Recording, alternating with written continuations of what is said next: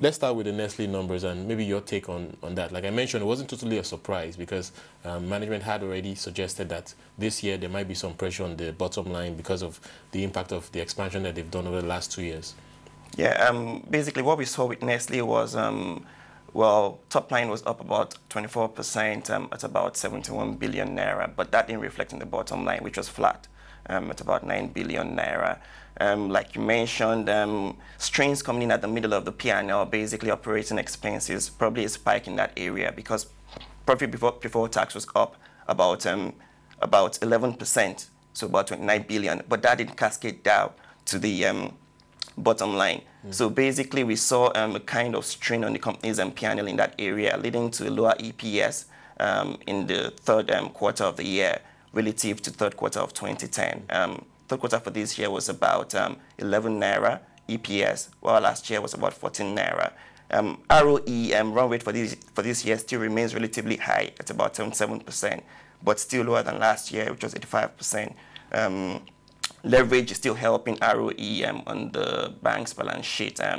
Nestle's balance sheet is leveraged up to about 4 times its shareholders' funds, and that's good, resulting in that sort of ROE, which is kind of attractive within the industry. Right, and I guess it's in the context of that we've seen Nestle being one of the, I could say, the favorites for many portfolio investors outside the banking sector. Over the last 3 years or so, at least up to this year, we've seen consistent growth in their performance. Is this something that you still like in your portfolio right now? Yeah, we still like Nestle, albeit because it offers some stability to the portfolio. To your portfolio, more or less, it's what I call a low beta stock. Relative to the market, volatility is lower than that of the market. And if you look at the trend in the past couple of months, like you rightly observed, even during the bull run, Nestle held sway at about between 400 and 402 naira. Since May actually up until this moment, it's traded between 400 and 402 naira. So it provides some form of stability for your portfolio. And of course, any upside from that expansion, you would benefit if you hold it. Okay, let's talk a bit about the broader results that we've seen. Overall, when you look at them on a year-on-year basis, particularly from the banks, there's a thought that, okay, we're improving, we're moving ahead. But quarter-on-quarter, the story is not necessarily the same for all banks. And what are your general impressions of results we've seen? Well, I think the results have largely been impressive on a year-on-year basis. Well, for the quarter-on-quarter change, it's been a bit disappointing, but what you look at basically is the cycles in the business of in the cycles you see in the environment, maybe on a quarter-on-quarter basis. What holds sway in the first quarter might not be the same case in the second quarter.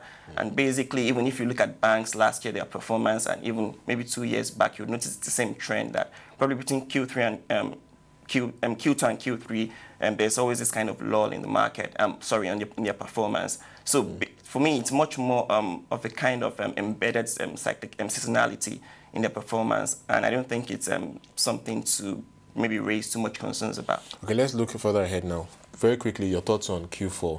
We've seen a sharp decline in the market in Q3. Do you think this result, for instance, will provide some support? Are we going to see a much better performance in Q4?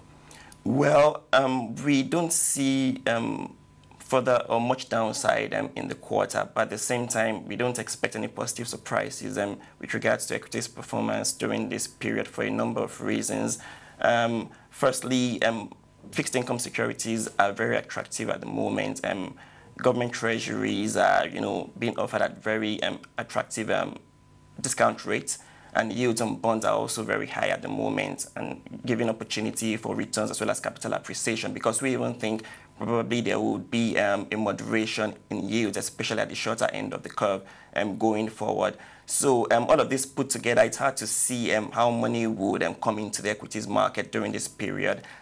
Secondly, we also see a situation in which probably next month's MPC, there could be further monetary tightening by the CBN, albeit at a very nominal level on back of rise in inflation. It's back in double digit right now, and of course, some headwinds to inflation are still very much present, such as the deregulation next year, early next year, as well as the full implementation of the new minimum wage policy. So all of this put together, the CBN might still want to tighten liquidity further at the November meeting. So overall, a higher interest rate environment dragging, or should I say weighing down on equities? Exactly.